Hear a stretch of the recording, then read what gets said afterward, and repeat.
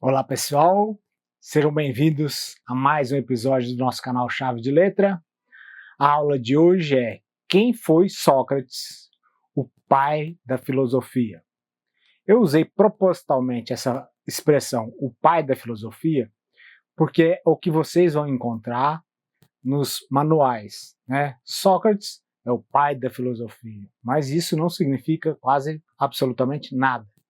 A gente tem que entender que expressão é essa, porque os manuais são breves demais, né? São resumidos demais. Então a gente tem que entender o que significa isso, porque justamente a gente explicou no início quando a gente explicou a razão, que havia filósofos anteriores, quase 150, 200 anos antes de Sócrates. Então a gente tem que explicar como ele é o pai da filosofia, sendo que ele nem é o autor do nome filósofo.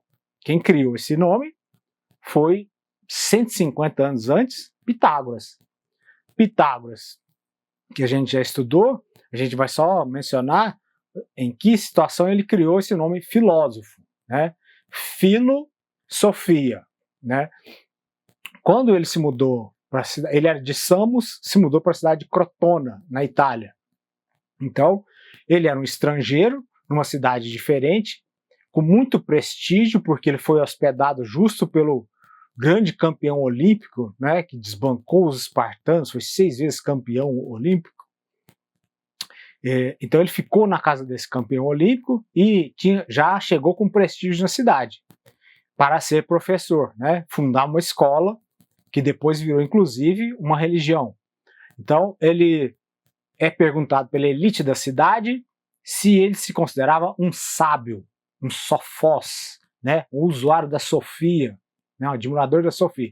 Aí ele responde: não, eu não me considero um sábio, eu sou só alguém próximo da sabedoria, aquele que aprecia a sabedoria, aquele que dá valor à sabedoria. Daí o termo filo, próximo, que é traduzido nos manuais como amigo, amigo da filosofia. A gente não vai usar isso aqui porque isso é muito brega, né? Amigo da filosofia. Não é isso.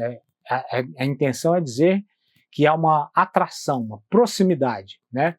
Filosofia. Foi ele, então, o criador. Não foi Sócrates que criou. Ora, mas Sócrates é considerado o pai da filosofia. Então, qual que é a diferença entre os que vieram antes, porque Sócrates, inclusive, se tornou uma referência histórica, né?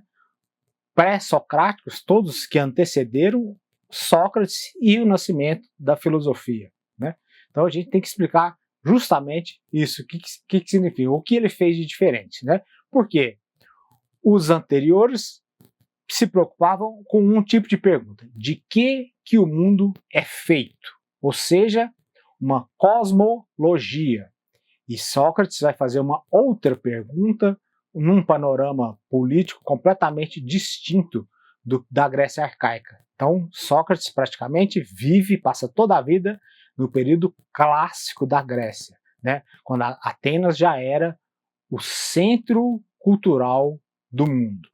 Então, vamos lá explicar em que circunstâncias viveu Sócrates. Ele pegou justamente o apogeu de Atenas. O que significou o que era esse apogeu? A Grécia tinha, como azarão, né, é quase impensável isso, mas ela conseguiu vencer a Pérsia, que tinha conquistado o Egito. Ela conseguiu vencer em batalhas importantíssimas e empurrar a Pérsia para fora de suas fronteiras. Obviamente que ela não subjugou a Pérsia, ela não venceu a Pérsia, mas ela conseguiu, através de batalhas importantíssimas, empurrar a Pérsia para fora do seu território e conquistar a hegemonia econômica do Mar Egeu, né? Por quê? A Pérsia não estava preocupada com um lugar pobre igual era a Grécia, mas ela queria usar a Grécia para chegar até a Macedônia. Essa sim preocupava os persas, que eles estavam montando um exército já com treinamento espartano, só que eles tinham uma mentalidade diferente, eles tinham uma mentalidade imperial, Então estava expandindo um exército treinado no modelo espartano, mas obediente e aplicando logos, né, aquela razão, para aprimorar as suas armas. Foram Filipe da Macedônia que criou a famosa espada anti-cavalaria, né? Ela tinha um calço que fincava no chão, tinha uma ampla extensão e que parava a cavalaria. Então eles já estavam pensando, estavam dando medo, preocupação na Pérsia. Só que a Pérsia achou que ia atravessar a Grécia e acabou perdendo as batalhas importantes.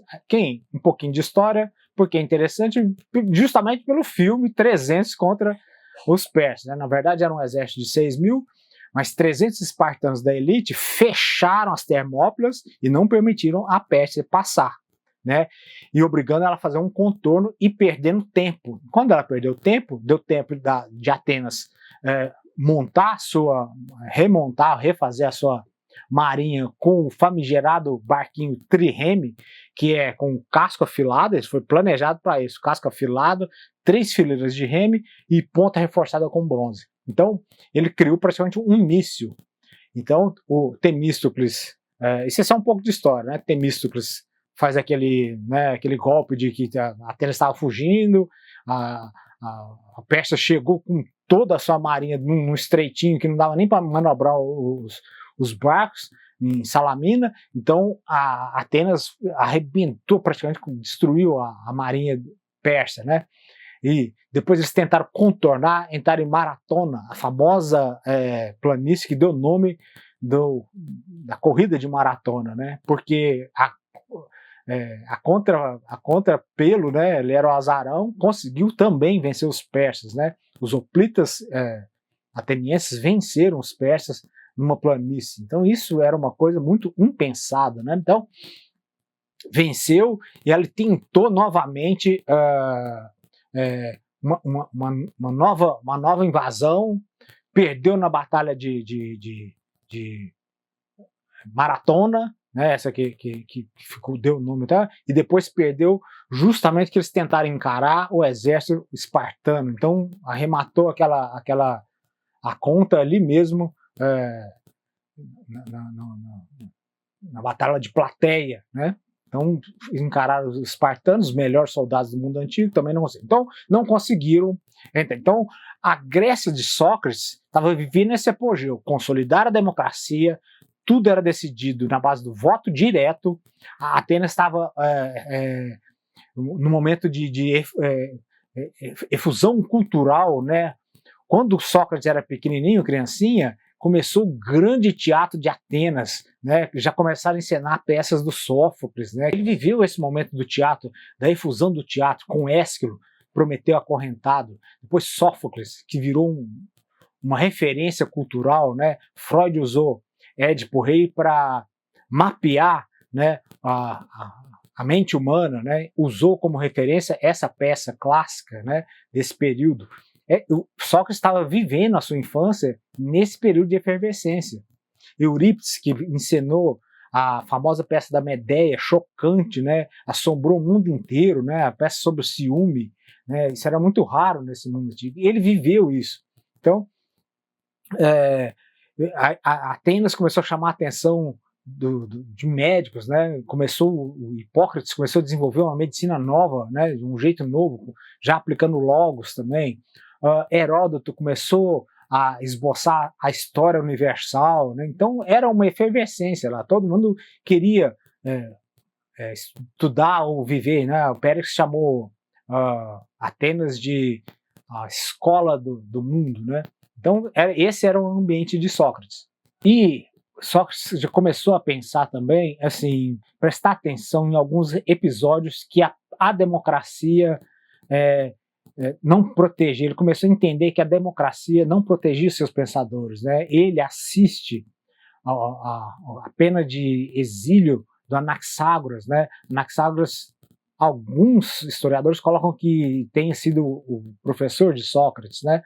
A gente não confirma isso, mas obviamente que ele teve contato, porque Anaxágoras ele era um pensador que sobressaía nesse período, né? Ele assistiu com 37 anos, ele ser expulso da cidade, né? Anaxágoras foi aquele que dizia que o mundo, né, é feito de matéria e uma razão que organizava essa matéria, né? Um pensamento muito inovador na época. Ele desafiou, né, a religião, dizendo que o Sol não tinha nenhuma ligação com uma entidade mística religiosa, né? O Sol só era uma pedra fumegante, né? Expulso da cidade. Então, aos 37 anos, Sócrates estava prestando atenção nisso, né? Então, aos 40 anos, veja, aos 40 anos, ele presenciou a peste que matou 1/3 da população ateniense e jogou o sistema de crenças dele no chão, né? Deles no chão. Por quê? Porque se os deuses fazem isso com uma cidade em seu apogeu, então esses deuses são contra os homens, eles não são favoráveis. Então o sistema de crença já estava perturbado. Sócrates também vive isso. E aos 50 anos, então, com a derrocada de Atenas, já ela acaba declarando guerra, uma decisão estratégica impensada, tosca, né, meio tola, né, de declarar guerra, sobretaxar de forma imperialista as outras cidades que apostavam, que tinham ela como protetora, né? Ela massacrou a ilha de Melos, né, sem nenhuma necessidade, né? Então isso fez as outras cidades pedirem ajuda para Esparta. Esparta então decide encarar Atenas e vence Atenas. Então Sócrates viveu essa decadência do ateniense, essa grande derrota, a implantação de uma tirania, a tirania dos 30, né? Passaram anos em guerra com Esparta, perderam. Então ele viveu tudo isso. Então aos 50 anos, Sócrates, começa o seu itinerário intelectual, né? As assembleias, a céu aberto, quase tudo era debatido na Praça do Mercado, na Ágora. Então seu amigo, então, pergunta no oráculo de Delfos. Isso já é um pouco de mito, né? Mas o mito também faz parte da explicação histórica, porque no fazer histórico do mundo antigo, eles misturavam ficção e fato, né? Então isso instrui um pouco do que estava acontecendo, né?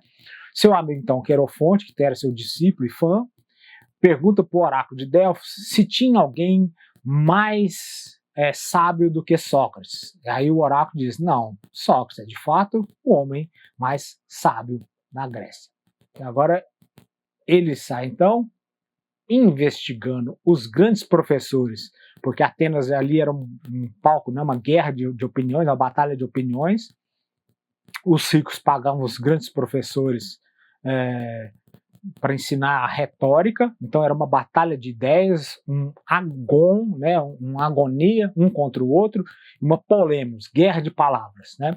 Então, mas o oráculo diz que é Sócrates quem é o homem mais sábio. Então ele passa a perguntar quem era dotado ou tinha a reputação de sábio, então ele ia perguntar o que de fato eles sabiam, né? Uma das perguntas que chega a atritar com a tradição, porque a tradição diz, todos nós sabemos, os gregos, né, todos nós sabemos, que devemos ser piedosos, né? O que é piedade? É aqueles que acreditam nos deuses da cidade. O Sócrates não concorda e nem discorda. Ele faz a seguinte questão. A gente sabe que isso está na nossa tradição.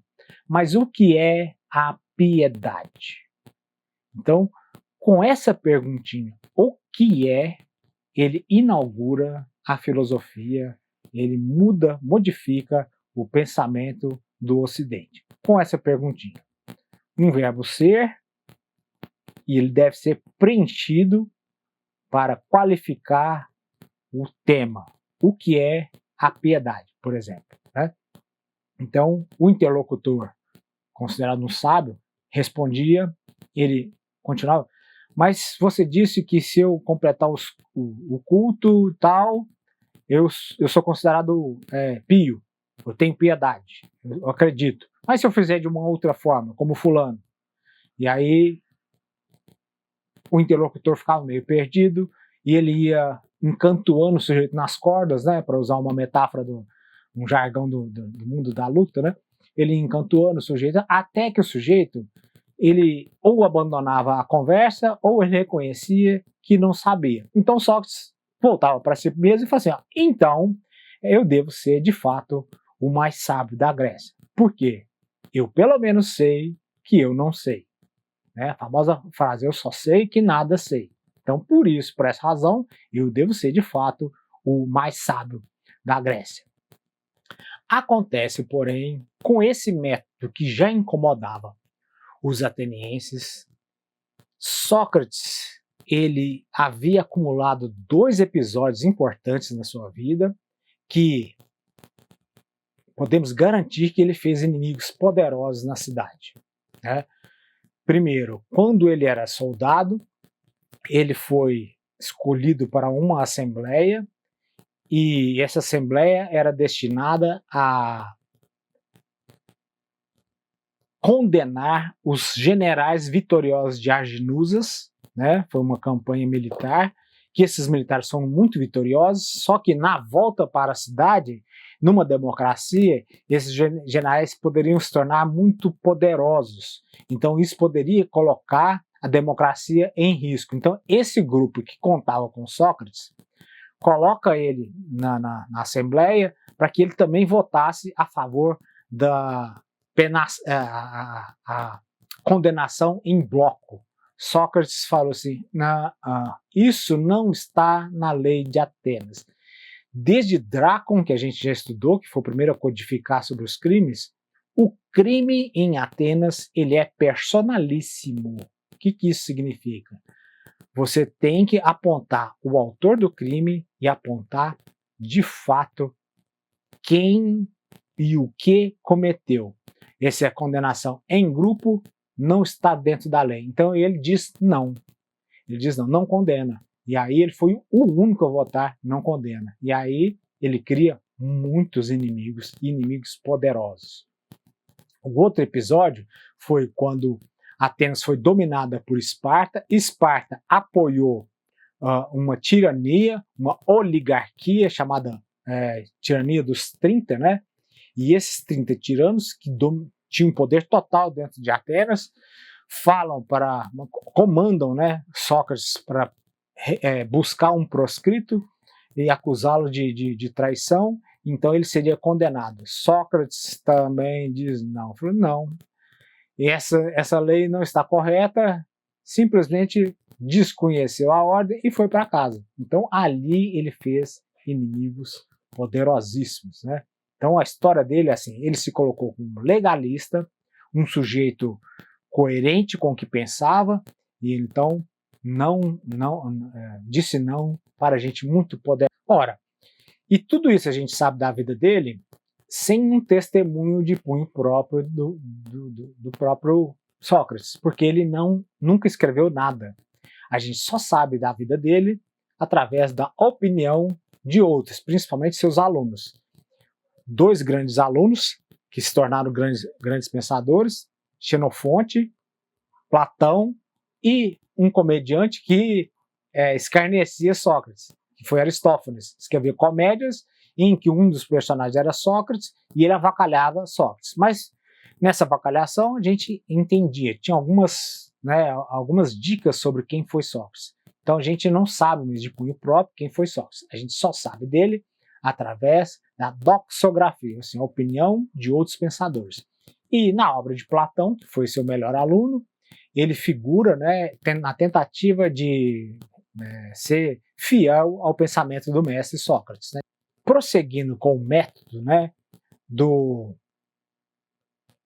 sei que nada sei, então isso, como ele transforma isso no método, sei que nada sei, então quando a pergunta voltava para ele, então defina o que é piedade, ele falou, não sei. Então isso se tornou uma ironia, né? E ele aproveitou, para não dizer que ele estava afrontando a tradição, né, e nem a religião, ele adota, né, a frase que está lá no templo de Apolo, né? Conheça-te a ti mesmo. Então ele diz que o método dele é baseado na tradição da Grécia.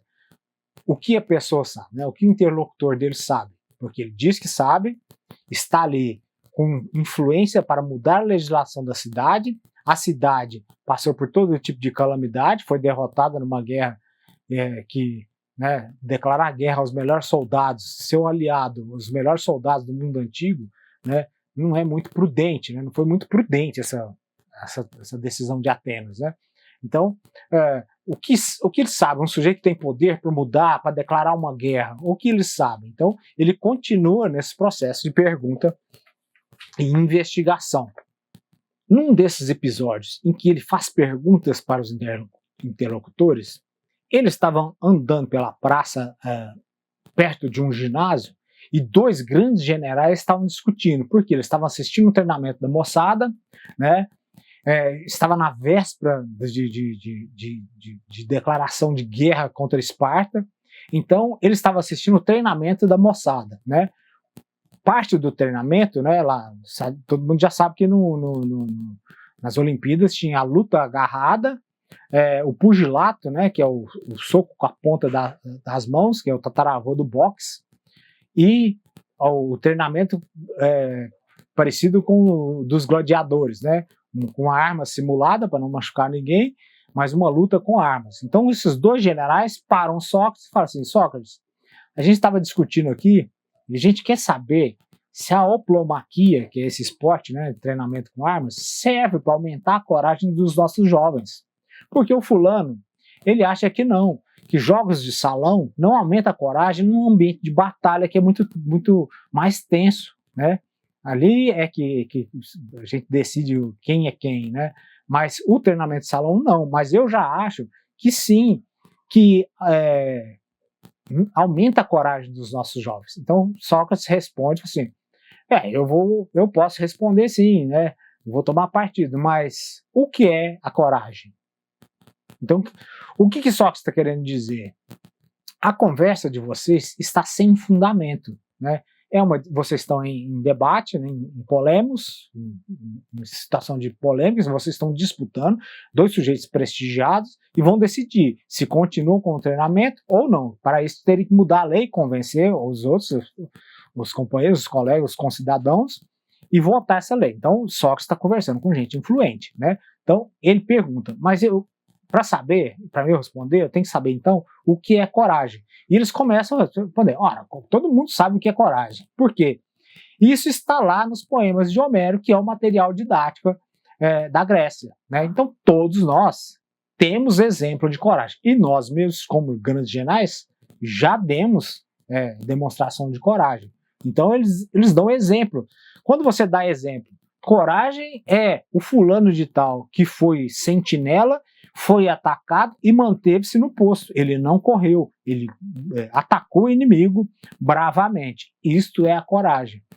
Percebam que eles estão usando uma personagem, uma narrativa, e essa é típica da estrutura, da tradição e do mito. Mito é narrar, explicando alguma coisa, mas por meio da narrativa.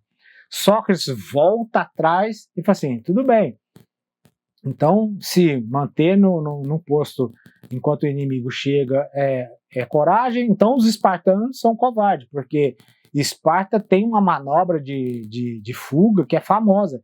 Ela simplesmente, no meio da batalha, ela se recolhe toda, corre e desaparece.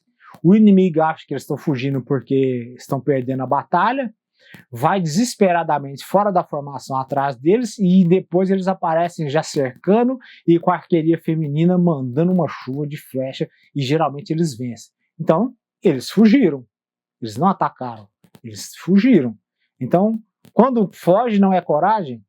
E aí o interlocutor de Sócrates vai ficando meio perdido, né? Imaginava que sabia o que era coragem, mas fica meio perdido nas respostas. Até que chega uma conclusão, muitas vezes, né, chega uma conclusão que não sabe o que é a coragem. Então eles devolvem a pergunta para Sócrates. Então, Sócrates, você como sábio, né, me diga então o que é a coragem. O Sócrates devolve: não, mas eu sou sábio justamente por não saber. E irrita muita gente, né? Esse método é muito irritante. Mas o que o Sócrates está pretendendo com isso? Formar o hábito no cidadão de Atenas, né? Fazer o repasse, encontrar aquela base de evidência que tinha quando a gente estudou o Logos, né? Que veio da matemática. O que era a base de evidência para desenvolver uma relação necessária entre os termos? O ponto, o segmento de reta. Então agora Sócrates, ele aponta esse logos para os valores que norteiam a relação de homens, né? São os valores da tradição, e ele faz um repasse racional dos valores que permeiam o convívio humano. Daí que nasce a filosofia, com essa perguntinha: o que é a coragem? O que é a piedade? A tradição diz que devemos todos ser piedosos, mas o que é a piedade? O Plamacchi pode sim, né, desenvolver a coragem, mas o que é? Para responder isso, o que é a coragem? Aqui sim ele se torna o pai da filosofia. Se diferencia, portanto, dos filósofos anteriores que perguntavam de que o mundo é feito. Agora não, Sócrates pergunta o que é. Tiesti, do grego, né?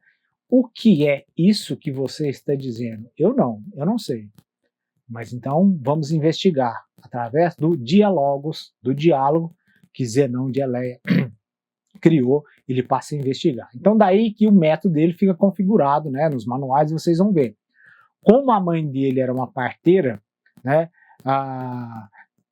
O que era uma parteira em Atenas? Uma mulher que já não podia mais ter filhos, então ela ajudava as outras mulheres a ter filhos. Então Sócrates, ironicamente também, ele diz: assim como minha mãe era uma parteira, eu também sou uma espécie de parteiro. Eu ajudo o interlocutor a encontrar a sua verdade. É só assim que o diálogo pode prosseguir. Então, buscar a base evidente de uma discussão, filtrar aquele debate que muito mais era um jogo de vontades, né? Uma opinião contra a outra, um embate de uma opinião contra a outra. Então a gente tem que investigar através do diálogo, da pergunta, e entender e procurar a base para começar a desenvolver um conhecimento. O logos, então, passa a ser o instrumento da aletheia, a verdade. Só que Sócrates não responde. Ele mantém até o fim o seu método, a maiêutica, com base na ironia, porque ele não respondia, dizia que não sabia, e continuava fazendo perguntas, e isso incomodava absurdamente o cidadão grego, né? Então o seu método é baseado na ironia, ele se auto-intitulava maiêutica, ele adotou a frase do templo de Apolo, né, conheça-te a ti mesmo, e saía inspecionando na ágora quem estiver interessado numa boa discussão. Mas teve uma questão que deixou Sócrates em maus lençóis, né? Quando ele começa a investigar, a questionar o que é a justiça. Por quê? Numa cidade, né, igual Atenas, que a tradição mostrava que justiça é tudo aquilo que o mais forte consegue obter dos fracos, né? Então quase toda ateniense acreditava de coração, e a base da história imperialista de Atenas estava fundada nisso. Sócrates então responde que deixa o interlocutor em maus lençóis, e principalmente não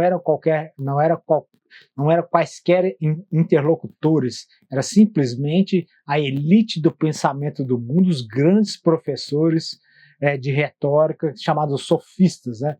Então Sócrates não tinha nenhum rebuço em arrochar no meio do debate, né, esses professores que tinham muita influência na cidade. Então, quando ele perguntava o que era justiça, e eles respondiam que é tudo aquilo que o mais forte consegue tirar dos mais fracos, ele então devolvia um argumento arrasador.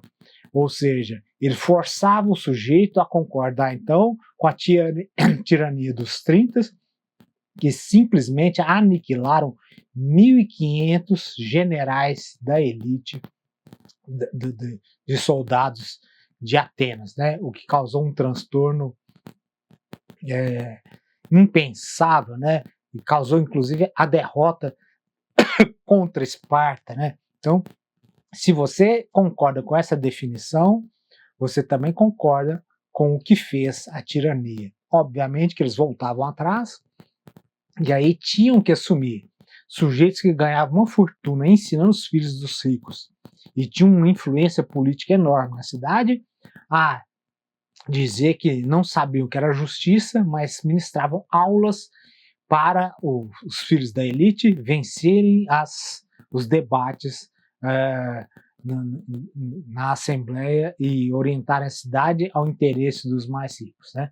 Então, ali ele começa a cavar sua própria cova, né?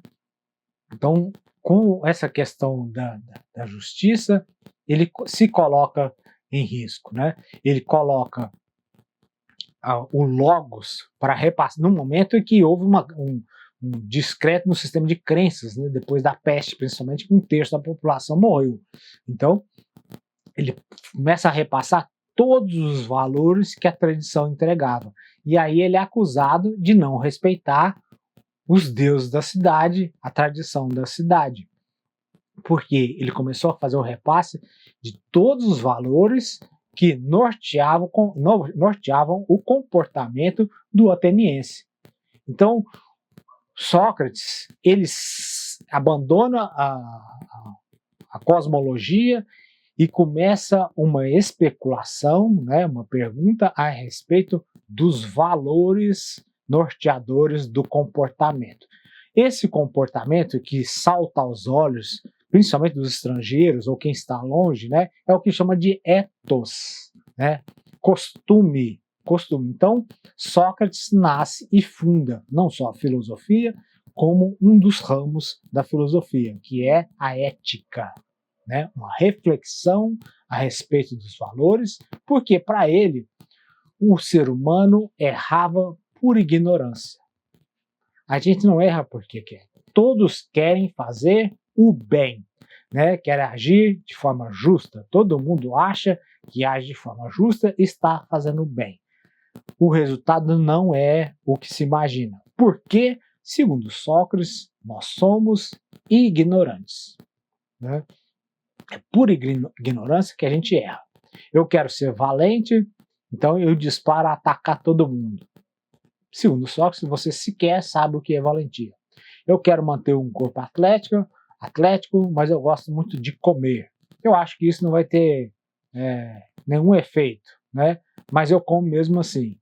Você ignora que aquilo vai atrapalhar o seu treinamento e o objetivo de ter um corpo atlético. Então, é por ignorância que se erra. Então, ele quer combater esse tipo de ignorância. Só que o instrumento dele é o logos, não é a tradição. A tradição da cidade não fornece boas respostas. Então, por isso que se fala que ele fundou, ele é o pai da filosofia. O que a filosofia pretende? Saber o que há de estável, universal no conhecimento. Ele veio lá da matemática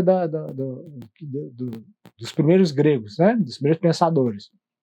Eles encontraram algo que fosse evidente. Evidente atemporalmente e para todos os humanos. Então, universal e atemporal. Então, ele está também buscando entre os valores humanos, para que o ser humano melhore, né? Para que o ateniense melhore, para que o ateniense saiba o que fazer, sabendo como fazer e o que está fazendo, né? Vencendo a ignorância, aplicando logos, filtrando, né, os valores da tradição e tomando decisões com base na razão. Então, por isso que ele é considerado o pai da filosofia, né? Encontrar o que é atemporal universal, empregando o logos.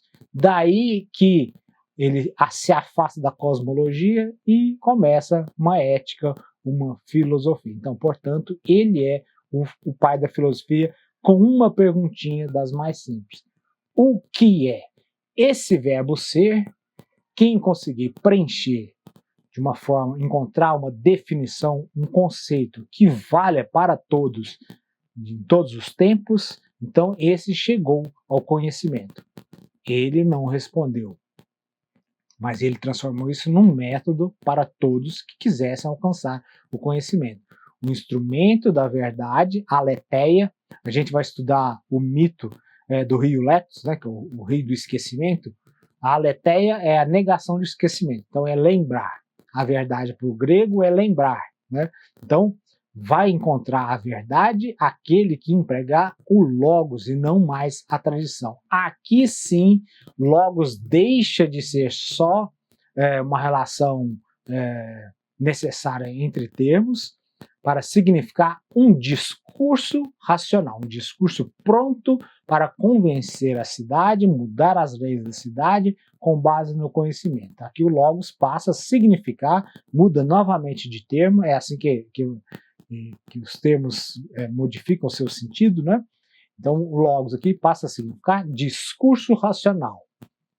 Não é mais uma doxa, um choque de opinião, não é uma polêmica, não é uma briga de uma guerra de palavras, é uma descoberta através do emprego do logos, inclusive nos valores que norteiam a relação humana. O que é a coragem, o que é a piedade, o que é a justiça, o que é a beleza. Essa palavra, então, se respondida, diz que foi encontrada a essência. Palavrinha que vai ser muito importante num dos ramos da filosofia, que é a metafísica. Então, disse que encontrou a essência, ou seja, houve uma resposta que houve consenso de que alcançaram algo verdadeiro, atemporal e universal. Como ele não respondeu, então, essas perguntas ficarão a cargo de seus alunos, que vão dar sequência e fundar novas escolas baseadas no método de Sócrates. Acontece que a palavra mais prestigiada em Atenas não era, de forma alguma, essa do logos, muito menos essa da persuasão. A palavra que mais tinha prestígio nessa época era a palavra que emocionava, né? Que mobilizava afetos. A retórica dos sofistas conseguia mobilizar afetos para persuadir, mas outra que mobilizava afetos para encantar era essa sim que contava com o gosto do ateniense. Por isso que no próximo episódio, a gente vai estudar a força do mito e o teatro grego, né? As duas modalidades que encantavam e atraíam e convenciam muito, muito mais do que o uso da razão.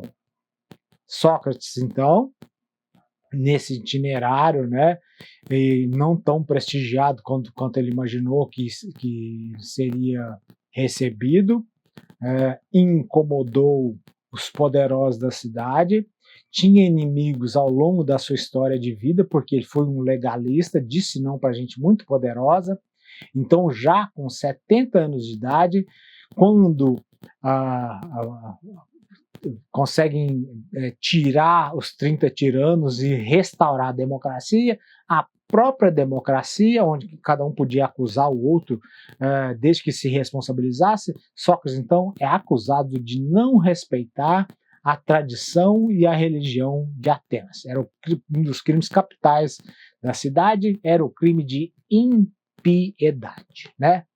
Então, Sócrates, como foi um legalista ao longo de toda a sua vida, ele tem ele é acusado de impiedade, os poderosos da cidade já estão mais ou menos organizados para o seu processo, ele é condenado pelo crime de impiedade, e a pena é a morte, a ingestão de cicuta, que é um derivado de uma planta que é letal, né? Ele simplesmente não foge, ele tinha prestígio para fugir, ele tinha alunos ricos que poderiam comutar a pena por uma pena de exílio, né? Ele não aceita nada disso porque ele alega que aos 70 anos de idade é ridículo ter medo da morte. Então ele aceita a condenação, toma cicuta e entra para a história como o pai da filosofia, o pai da ética, e dá um exemplo de sabedoria, coragem, que hoje nós estamos aqui falando dele há mais de 2.500 anos de distância, né? Então, ele é uma cena tristíssima, porque ele se despede de seus alunos, né? Toma a cicuta, morre ele mesmo. Então, Atenas mata o seu principal pensador, o seu sujeito, o seu cidadão mais íntegro, né? Um exemplo para a história. Então, ele aceita sua morte e é condenado, tomou a cicuta, morreu ele mesmo, né? E a gente está aqui falando dele, uma grande homenagem ao pensador Sócrates, o pai, de fato, da filosofia tal qual a gente conhece. Aquele que buscou até o fim a essência dos valores e como melhorar o cidadão de Atenas, quiçá do mundo, né, fazendo uso da razão. Certinho? Obrigado pela atenção dos senhores e até a próxima, a força do mito, que é um contraponto da filosofia, a força do mito e do teatro grego, aquilo que de fato, aquela linguagem que de fato encanta. Obrigado pela atenção, estou recebendo o carinho de muita gente me apoiando nessa empreitada, né, nessas aulas. Obrigado, obrigado, obrigado e até o próximo. Tchau, tchau.